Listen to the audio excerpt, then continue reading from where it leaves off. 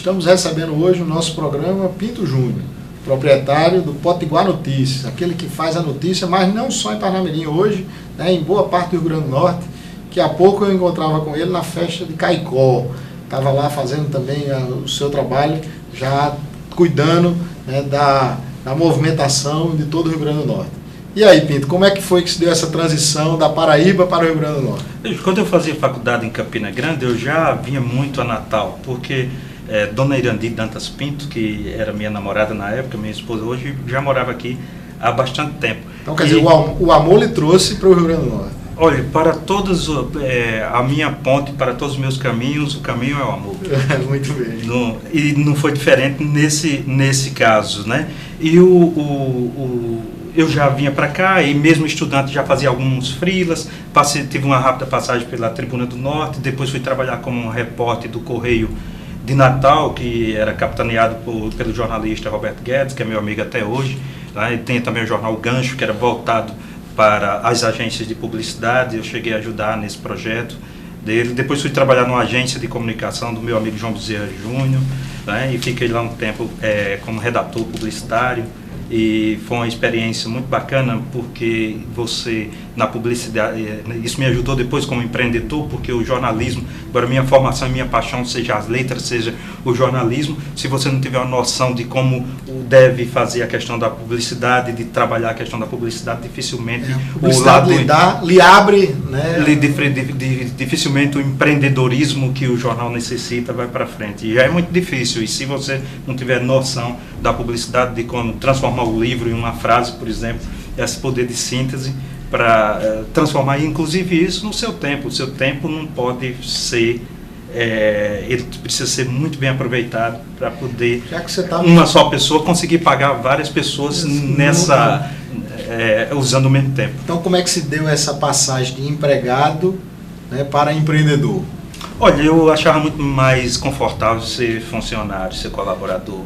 Eu tenho horário para começar, horário para terminar, tem uma tarefa a cumprir. Tem depois, hora de almoço, tem hora para dormir, tem final de semana, é uma maravilha. E aí, como empreendedor, como é isso? Como empreendedor, você tem muito menos isso.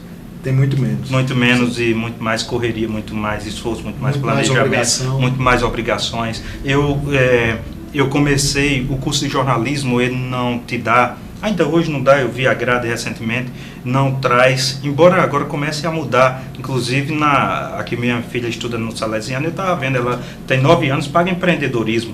Né? Eu terminei o 3º grau sem pagar empreendedorismo, fui numa especialização de marketing, onde eu fui ter noção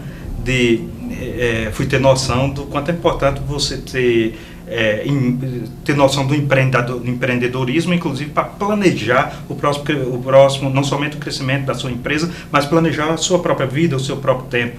Também me ajudou nisso um curso no Sebrae, o Empretec. Sim, eu também sou Empretec. Que você também é Empreteco, né? Somos Empretec. Eu acho esquisito o nome, mas é muito bom ser Empreteco. E aí isso nos deu um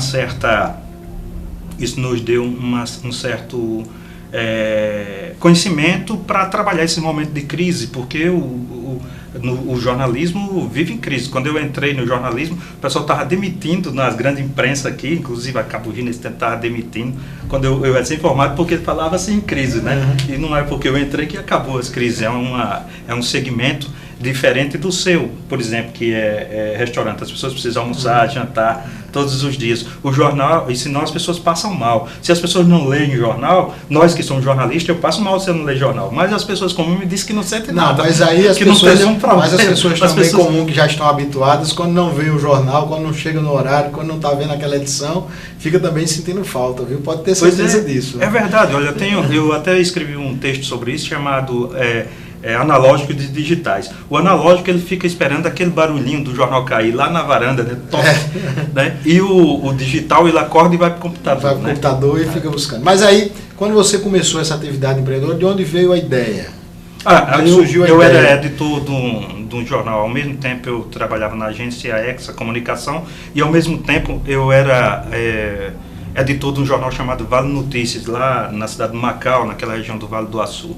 né? E surgiu junto com os empreendedores lá a ideia de botar um aqui, mas o pessoal começou e depois desistiu. Como tinha começado, eu não quis desistir, quis ir à frente, já tinha lançado uma edição, e aí pedi para sair da Exa Comunicação, e me dediquei de corpo e alma ao jornal, que na época era Parnamirim Notícias, né? E eu vi que o jornal era mensal, que o jornal precisava crescer, precisava, e o comércio, que hoje em Parnamirim é muito mais desenvolvido. Se você pegar ali o centro de Parnamirim, Edgar Dantas, aqui Nova Parnamirim, com a Bel Cabral, né, com a Maria Lacerda Montenegro, é muito desenvolvido o comércio hoje. Mas há 15 anos atrás, eu morei aqui em Nova Parnamirim e, por exemplo, não tinha, na época em que não tinha a Bel Cabral, que não tinha, terminava ali no Clube da Cosé.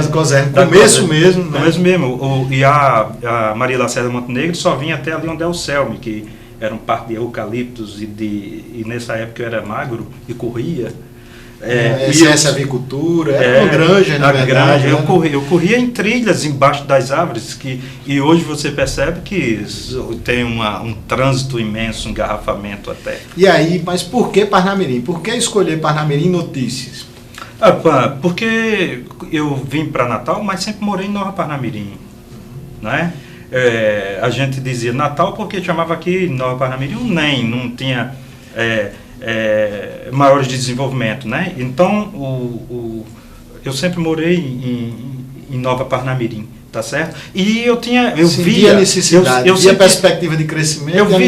Eu olhava os números do IBGE e sentia e também acompanhava em outros estados, observando esse fenômeno das metropolizações, do transbordamento, as cidades grandes passando a transbordar para as cidades vizinhas. Eu via isso em Cabedelo, João Pessoa, Santa Rita, eu via isso nas cidades de São Paulo, no ABCD paulista, né? Em Recife, eu morei uma época em Recife, trabalhei no Detran em Recife, e eu via essa perspectiva, a cidade como Jaboatão dos Guararapes se transformando numa grande cidade, superando, assim como ocorre com Parnamirim. Parnamirim supera Caicó, que é uma cidade centenária, né? Uma cidade de muitas tradições. A sua história cresce, né, de forma acelerada, né?